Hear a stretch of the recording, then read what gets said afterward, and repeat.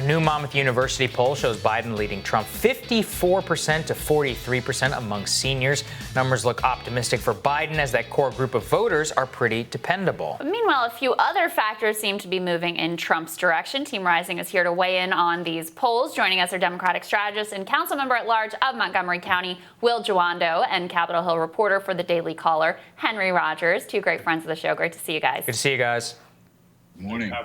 Morning. So, Will, let me start with you on this. Cook Political Report, obviously one of the most significant prognosticators out there, actually shifted 2 states towards Trump's direction. So if we can go ahead and throw this up on the screen. Nevada and Florida both were moved from lean Democrat. Actually, Florida's moved lean Democrat to toss-up. Nevada was moved from likely Dem to lean Dem. What do you make of those developments? What do you think is behind those shifts, Will? Well, I think there's a few things. I mean, I know in Nevada, for example, you know, Trump outspent Biden in a big way earlier in the summer. You know, the numbers were way out of bounds. And so those ads, I think, have had some impact. And Nevada was kind of underpolled. There hasn't really been a major poll there in a while. So I think that's a part of it. The tourism industry has been hit hard. So there's a lot of factors, I think, that are state specific in Nevada. And Florida was always going to be a toss-up. I mean, that's always in play. You can go back to hanging chads. I just think the demographics of that state, it's really, you know, 3 or 4 states in one. I just think there's so many moving pieces, so many media markets, that was always going to be in flux. Obviously, the race baiting and the language from the president and the riot stuff, you know, that moves some voters, pisses off others, like myself. So I just think there's a lot of factors there in Florida as well.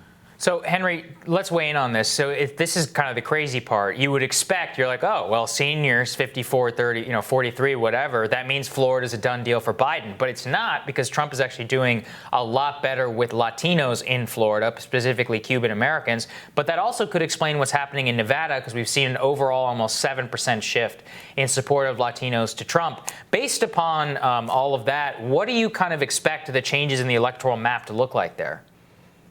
Well, I do think I agree with Will, honestly, on his 2 points there. I do think that polling was light in Nevada earlier on, and I think Florida has obviously been a toss-up, and it always has been.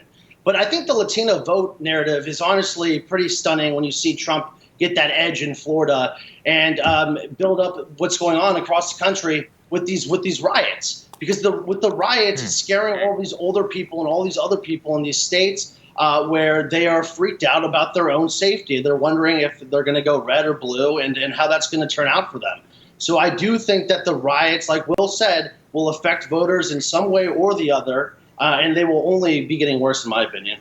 Yeah, I mean, so far we just haven't seen. Actually, voters tend to trust Joe Biden more on public safety. So I'm not sure that it's been the boon to the president that he thought that it might be.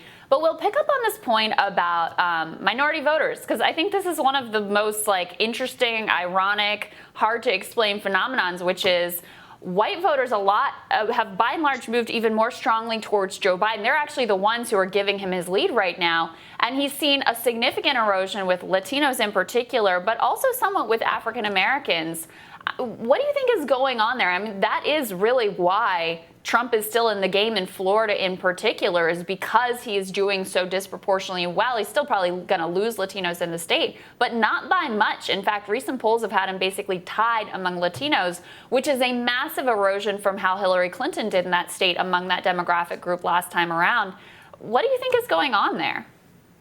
You know, I was talking to someone the other day about that, particularly in Florida. I think one thing is the diversity of the Latino community, right? I think we often, try to lump everyone together, but, a lot of different countries, a lot of different backgrounds, a lot of different views that are independently minded. And, look, people are uncertain. If you talk about the Latino community, particularly certain segments disproportionately on the front lines as essential workers, really uncertain about what's going to happen. And so I think you're going to continue to see shifting is my bottom line on this. I can't give you a single factor to explain it because I don't think there is one. I think part of it is the early ads from Trump and they have outspent Biden on digital so far. I think you're going to see that equalize over the next couple months, and then I think opinions will change again. But we're really in unprecedented waters, and I really cannot explain that. I expect the African American vote to stay strong, but the Latino vote that we're seeing and lean and move around is very interesting to watch. But, Henry, at the same time, Trump is actually doing better with black voters than Mitt Romney did, and did better last time around as well. He's earned the 11. Look, it's like 11%. I'm not going to overstate it. But margin only needs to go to like 13, 14, and Georgia and many of these other states completely start to fall right into the Trump camp. At the same time, Henry, what have you seen, any effort whatsoever, really, beyond the law and order message, to try and reassure seniors on the coronavirus? Because that's really where Trump kind of lost the senior vote. And I kind of expect the Bob Woodward book to be bad for Trump in this regard, as it just reminds seniors about how Trump handled corona in the early days. Yeah, well, talking with voters across the country, I can tell you that I'd have never met a Hillary Clinton supporter who's like, oh, I'm going to vote for Trump now. I just personally haven't. Mm-hmm. But I have met a lot of voters who are on the fringe who did not vote for Trump last time, who are now considering voting for Trump. And I can tell you a book like what Woodward has just put out is not going to help them. If they're reading all their information, getting all of their information online, it's not going to help. But I thought it was very interesting what Majority Leader Kevin McCarthy did this week. And he kind of backtracked with President Trump on mail-in voting in general, saying that, we need these older people to turn out. So we can't scare them away from mail-in voting too much, because we actually need them to be there on election day. And that's how a lot of these people are going to vote. So, right. That's all up in the air right now. And I think it's something that we have to watch closely as we get closer to the election. Well, you've given us a perfect segue, Henry, because what we want to talk about next is mail-in voting. So stick around. Panel's going to be back in just a minute to talk about that.